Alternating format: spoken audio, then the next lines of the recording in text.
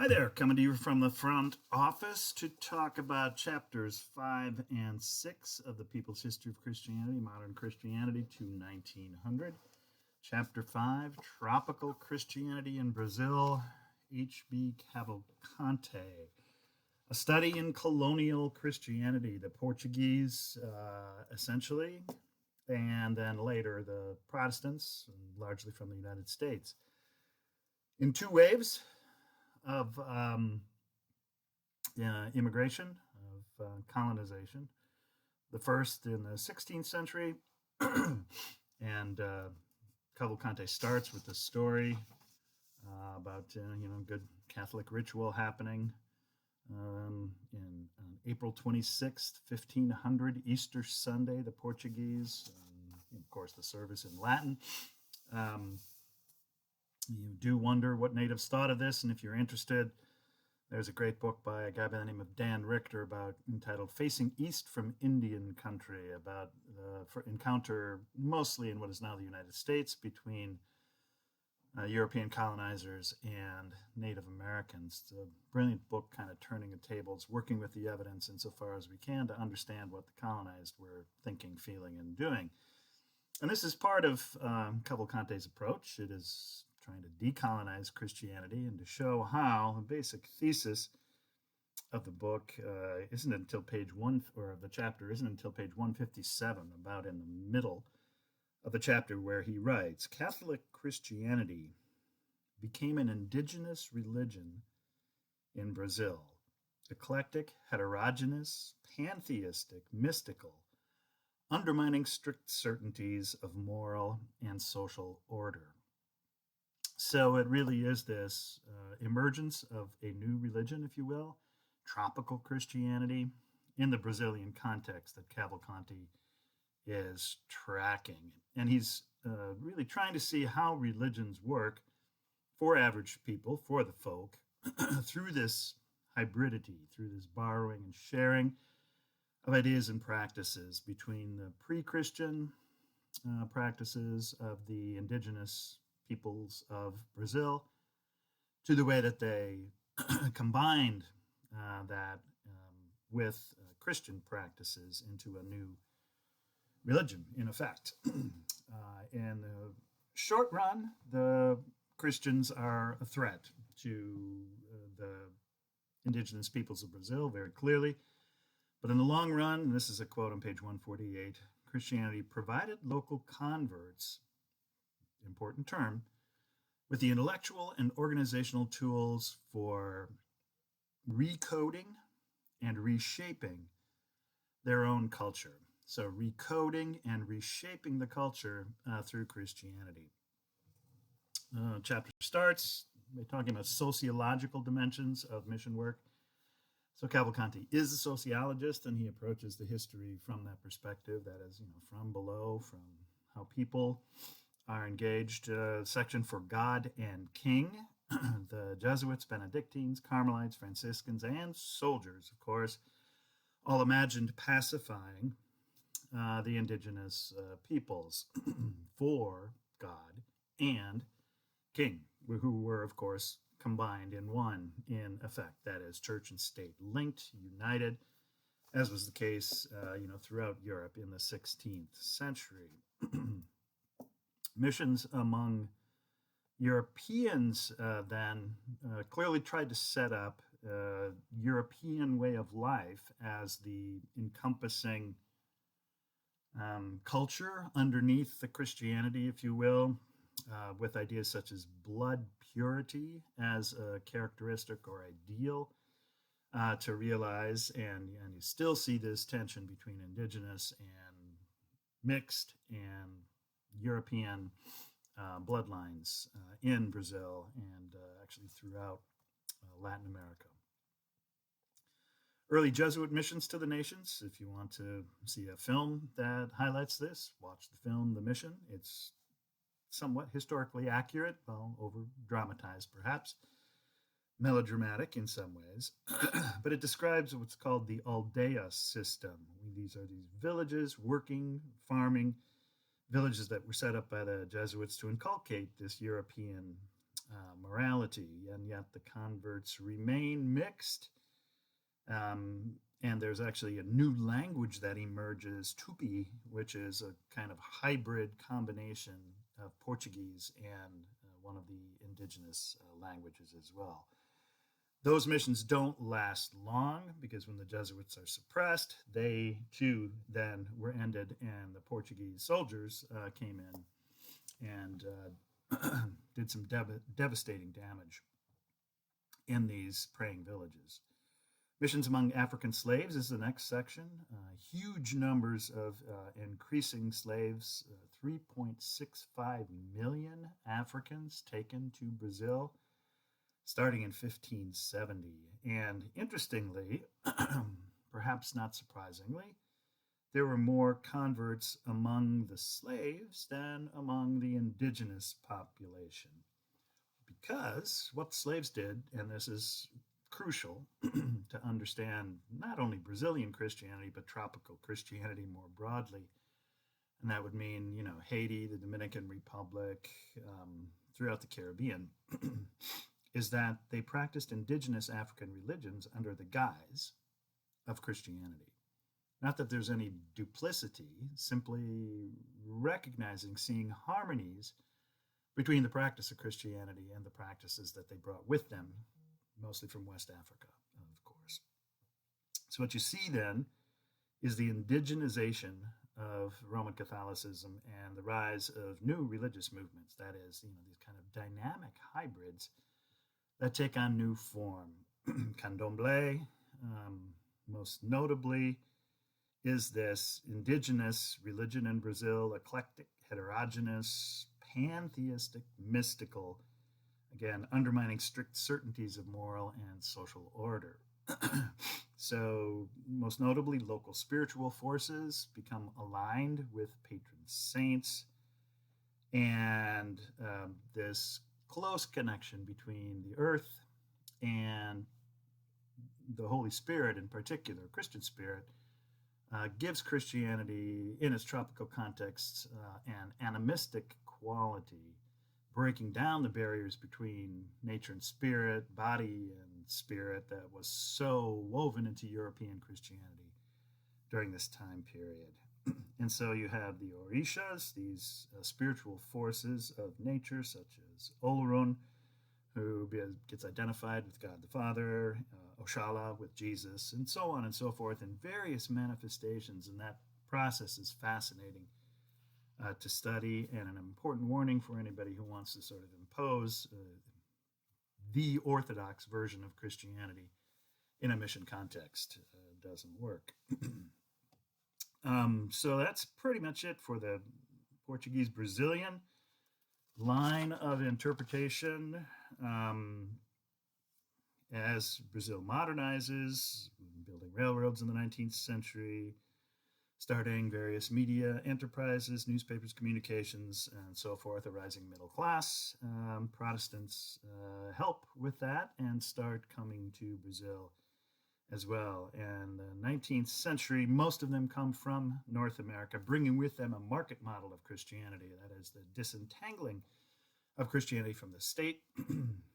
The 1880s, the Presbyterians start but struggle a little bit. They do establish the first seminary, which continues down to today. And then in the 1880s, the Southern Baptists come and gain converts, especially by preaching against Roman Catholicism, and encouraging the practices of religious freedom. Again, disentangling church from state and focusing on individuals and congregational models of Christian organizations. So, and then, of course, continues down to today. On the Canvas site, I posted a link to an interesting article about Christian nationalism in Brazil, rising Christian nationalism.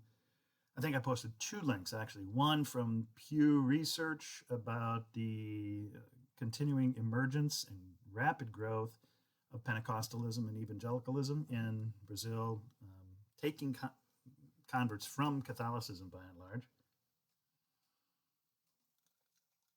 And then the second one is about the politics and theology of Jair Bolsonaro, the former president, who was elected on a wave of populism and Christian nationalism that mirrors in many ways what happened here in the United States and has happened in many contexts around the globe. So take a look at those readings if you're interested in Brazil. This could make for a fine final project, and give you an opportunity at some point to buy a ticket and take a road trip to Brazil to study Christianity and Christian nationalism in that context, and go during Carnival in particular. All right, so much for chapter 5. Then chapter 6, iconic piety in Russia. Vera Shevtsov, just a great chapter, really rich with understanding.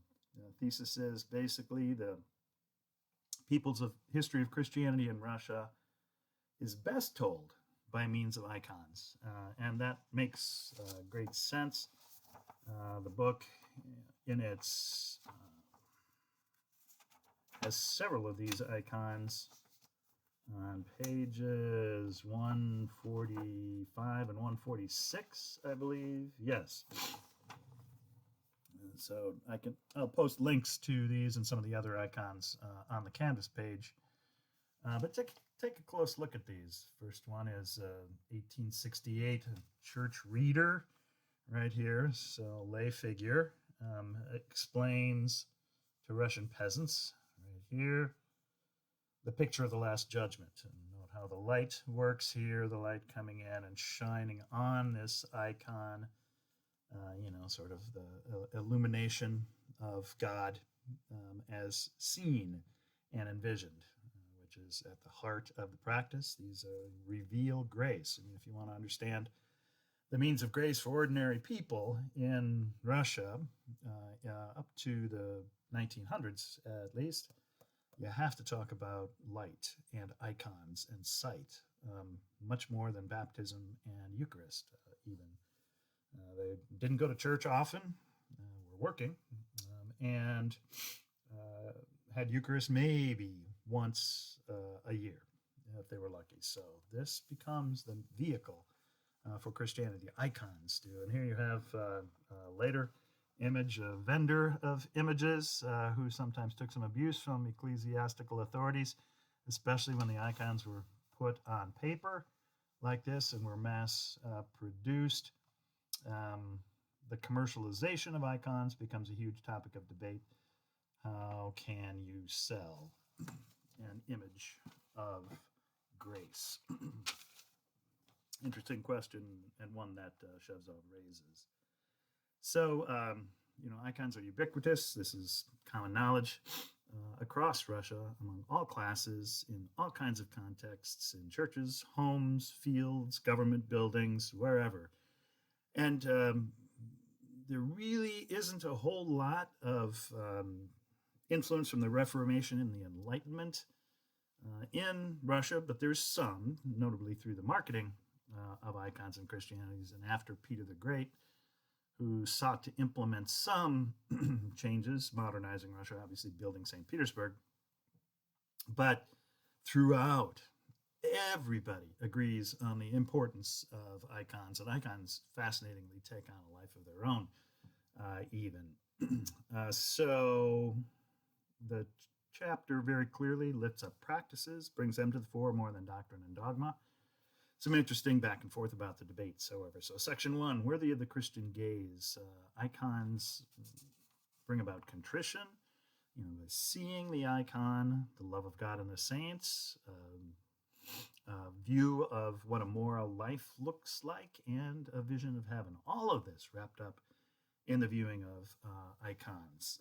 Because of their power, then there are efforts to control their production and debates over what a good icon means, or what constitutes a good icon. And there's really never any great agreement on this, other than that they must be in good taste and not be too sensual. So there's diversity in how they're produced and the forms they take, whether they're dark or light and colorful, black and white. I mean, across the board, all of it is involved. If you want to understand sort of the archetype, however, and the closest that you might come to the canon or the canonical icon style, Andrei Rublev. And I'll post a link to an article about Rublev on Canvas, so you can follow up on that. And this would be a fine final project topic as well, studying some of the classical icons and their significance, and then asking the question, why not in the West? Why is there not this kind of visual piety in the same way, or how does it manifest? I mean, there's been some really interesting work on images of Jesus, of course, and especially the whiteness of images of Jesus in the United States. And there aren't the same kind of saints, but there's certainly plenty of visual piety happening in often what it would appear to be secular guys. Let me know more if you want to hear about that. I'd be happy to follow up. But the basic consensus from Rublev on is that you don't imitate Western, that is especially French, Polish, or Italian, sinful and or decadent styles of art. And so you see this very clear distinction between Russia and Islam on the one hand, which is also iconoclastic to a large degree. I mean, no human forms in Islam, Islamic art. And so the icon in Russian art, and in the West, of course, you have with the emergence of humanism and the Enlightenment, you have the proliferation of images of all kind, and go to the Louvre and you can see what that means and how different that is, although, of course, there's lots of religious art there, too. So what's interesting, then, these critiques strengthen the power of icons among peasants, and all kinds of folk iconographies and iconographers emerge, especially in association with those who are called the Old Believers. There was a conflict, especially during the time of Peter the Great, where people protested against what they saw as sort of modernizing tendencies within Orthodoxy, pushed by Peter the Great and some of the archbishops of the time, the patriarchs. And so the Old Believers resisted this and sort of went back to old classical forms of icons and opposed, mass production. And so critiqued sort of peasant capitalists who had these industries in producing cheap, readily available icons. They were called god daubers. And so that picture I showed you of an icon seller would be one of these god daubers, somebody who, very quickly paints or draws icon or prints them eventually after, the printing press becomes readily available. So, that would sort of constitute bad icons. And the idea is a bad icon emerges from and generates bad faith, too. So, there's a lot at stake in these. And the emergence of a peculiar Russian iconographic style, the old style, then reinforces Russian nationalism. And so here you have again that theme of Christian nationalism going way back in Russian history and resurging now in the post-Soviet era under Vladimir Putin in particular. And I've posted on the Canvas page already a link to a really illuminating article about the interplay between the Russian Orthodox Church and the Russian war of aggression in Ukraine. Also would be an interesting final project topic. Second section, the impact of print culture. If you take a look at figure 6.1 on page 186, you can see how the Lord's Prayer gets depicted on one of these mass-produced icons. There's also one about the Last Judgment. And then, interestingly, there's one of Kashinia, the 18th century holy fool, a female figure, which serves a pedagogical function on the one hand, but also a critique of the elites on the other. Yeah, but the basic point is Seeing made believing easier. Seeing makes believing easier. And interestingly, this is a classic doctrine within Hinduism, where darshan, seeing God, is one of the central practices of the faith. And so you have this more Eastern influence within Russian practice that endures down to today.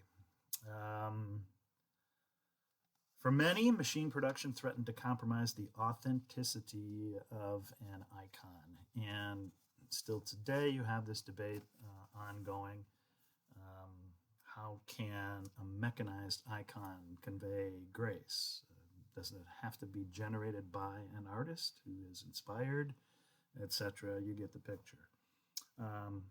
Short section on old belief, preferring the dark Greek style, not, that would be the Byzantine style, not bright colors.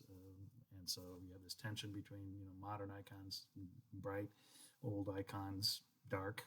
And this isn't just an aesthetic vision, it's also a theological one, too, and cultural and national all at the same time. Miracles, memory, and modernity. Authenticate icons as through miracles associated with seeing them and being in their presence is one of the ways the virtue of the icon gets verified. Icons are also connected to memory in relation to family events and national events, local events, and then modernity as sort of pushing against this kind of quote-unquote superstition in association with icons. The Smolensk icon of the Mother of God, one of the Hojetrias, I'll post a link to those, really is one of the first to reinforce this notion of a national icon. It's locally revered first, and stories about its influence proliferate, and then the icon actually kind of takes on a life of its own through story. As signs of God's grace, or even as I would go so far as to say means of grace. Women's devotion is crucial throughout this, as in much of Christianity. Christianity is led by men in Russia, but devotion comes from women. It's a pattern in many contexts, and you have the stories of women like Maronia, this is on page 198 and 199, who is saved from violence by a Mother of God icon in 1812, and that kind of story repeats itself over and over again as icons give women power to resist domestic abuse, to struggle through poverty, health concerns, natural disasters, etc. So icons really are, this means of grace for Russian people in a way that's fascinating and vital and illuminating for Christians in the West to consider. Ritual practice. Icons are used in rituals, of course, both in the church and then out in public. So the icon procession, plate H on page 146, if you check that out, shows one of these icons being held, and then other icons, sort of clustering around it in a parade. And people, bow before the icon, kiss the icon, and of course see the icon, set it up with candles around it to illumine the icon, lay gifts before it, especially silver.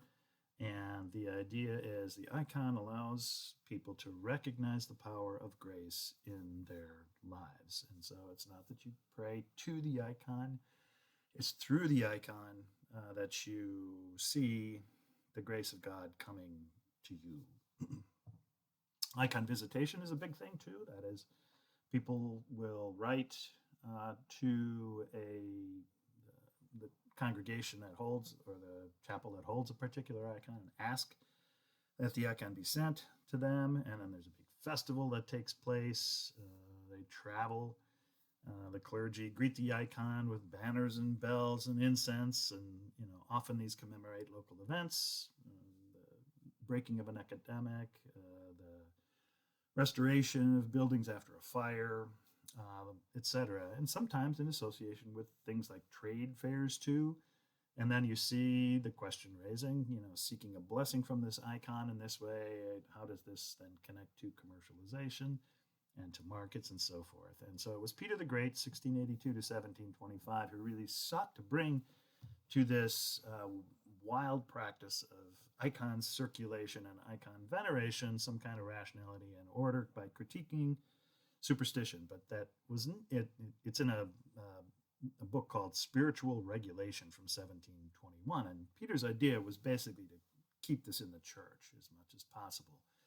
It was giving Russians a bad rep within the enlightened European Christian world, that there was all this kissing of icons and all of this visual emphasis on the visual, and peasant spirituality and so forth was and the same kind of critiques, of course, were happening during the Enlightenment in relationship to Christian, Western Christian, Latin, Roman Catholic Christian, and you had lots of iconoclasm, even destroying of icons and statues and so forth by Protestants. It didn't really work. Bottom line. I mean, when the communists came in the Bolshevik Revolution in 1914 and 1917, and that really pushed icon veneration underground. It has again resurfaced with a vengeance now. So the regulation of miracles is one of the ways that the elites in particular tried to control this superstition associated with false miracles. And there were, of course, claims of miracles that didn't actually generate miracles, but that would then be extremely lucrative for whoever had control over the icons. So there were procedures set up in order to guard against this, but it didn't really work. Believers jealously guard their icons from ecclesiastical controllers and pretty much do with them as they had always done. One group in 1900 asserted quite clearly, and this is worth considering, the bishop is subordinate to the icon and not the icon to him. That's on page 205. So believers, by and large, resist and protest efforts to control the veneration of icons. And again, I'll post some links to several of the most famous under Canvas so you can explore more of this if you'd like. So that's chapters 5 and 6. The reading assignment for this week includes chapters 7 and 8 on New England as well. I'll do another briefer video on those. Material that is probably somewhat more familiar to you than the stuff in these chapters. And, the global spread of Christianity is the central dynamic of the modern world. Christianity is now truly global and growing in places like Brazil, and resurging in Russia without any question. So it's important that we took these topics up, and I'll get to New England shortly. Hope you're having a great week, and I look forward to your papers, which explore, these chapters and New England, focusing on, I think, the role of women. I'll have to take a look at the prompt again. Peace.